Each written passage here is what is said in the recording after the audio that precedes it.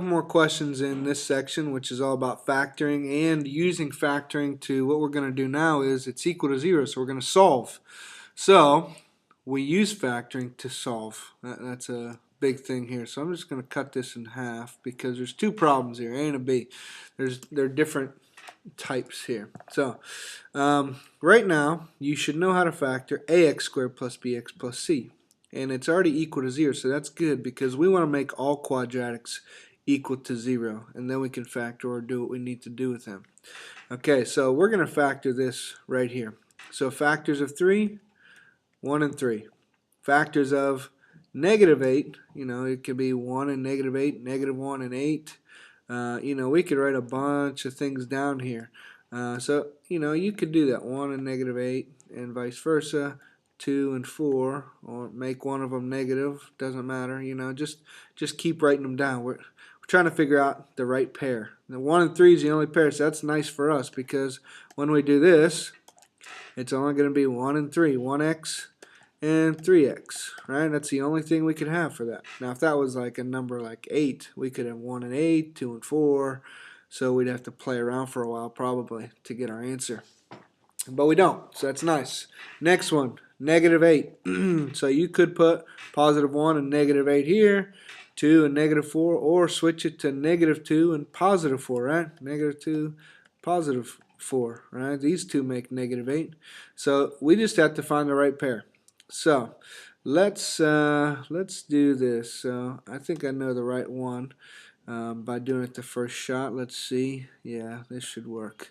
Now what I told you was multiply the inside and multiply the outside, and that should give you your middle term. So the inside is 12x if you multiply. What's the outside? Negative 2x. Add them up and you got 10x, which positive 10x is what we have. So this is the right factoring. But it's not factoring problem. It's a solve problem. That's what a lot of people do. People factor instead of solve. We use it to solve. So equals 0. And I think I told you in another video that we use zero product property. Right? A times B equals 0. That's the same as this. A times B equals 0. So A could be 0. So A could equal 0. Or B could equal 0. So we do this. This could equal 0. So x plus 4 could equal 0. Or the other one, 3x minus 2 could equal 0. We solve each one separate. X equals, move that over, negative 4. Or move this over, that's 3x equals, move that over, that's positive 2. Divide by 3, showing this work here. X equals, could equal 2/3. If you put these two numbers in here, you should get the answer of 0. You just solved a quadratic equation. By what? By factoring. So you solved by factoring. There's lots of ways to solve, but that's what you did. Okay, what if you get one like this guy over here? Now best answer is actually put it in these brackets. Negative 4, comma, 2/3, and bracket. Okay, best answer. What if you get a guy like this? This equals 4p minus 5. Well, you always want to make it equal to 0. Okay, so minus 4p on this side, minus 4p on this side, plus 5 on this side, plus 5 on this side. Make it equal to 0, which means, let's see, 5p squared minus 16p minus 4p, right? Which is minus 20p. And then plus 15 plus 5 is plus 20. Now, how do you factor something like this? Remember, anytime factor, you want to think GCF. Look at this, 5, 20, and 20. What's a GCF?